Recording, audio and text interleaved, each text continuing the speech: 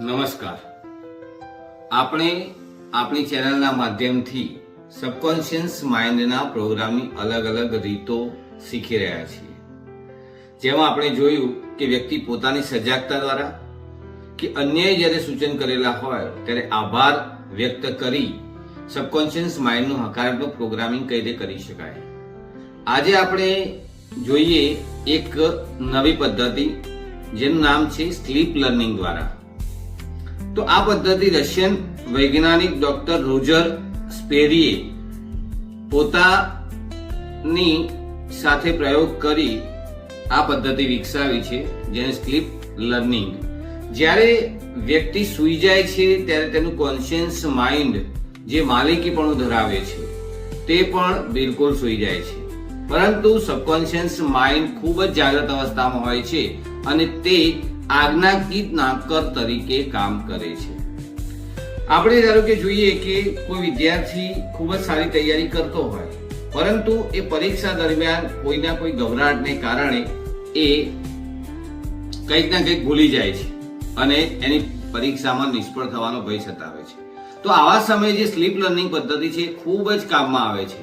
તો આ slip learning પદ્ધતિ એ શું છે? તો સ્લીપ લર્નિંગ પદ્ધતિમાં એક આલ્ફા મ્યુઝિક વિકસાવવામાં આવી હોય છે. માનવ મગજ બે ભાગમાં વહેંચાયેલું હોય છે, ડાબું અને જમણું. તો આ મગજમાં આપણે ચાર પ્રકારના તરંગો ચાલતા હોય છે: આલ્ફા, બીટા, ગામા અને ડેલ્ટા. જે મગજને આલ્ફા તરંગોમાં અને મનને આલ્ફા અવસ્થામાં રાખવામાં આવે તો સબકોન્શિયસ માઇન્ડની અદ્ભુત શક્તિઓ ખીલી ઉઠે છે.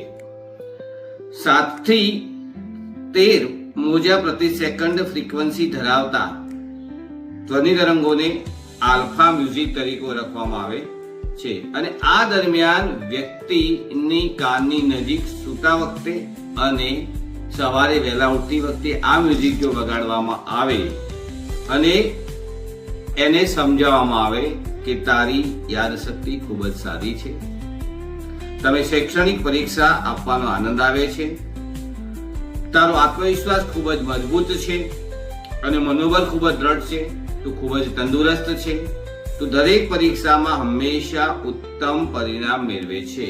તો આ રીતે વ્યક્તિના હકારાત્મક પ્રોગ્રામિંગ માટે સ્લીપ લર્નિંગ પદ્ધતિ ખૂબ જ અગત્યનો ભાગ ભજવે છે.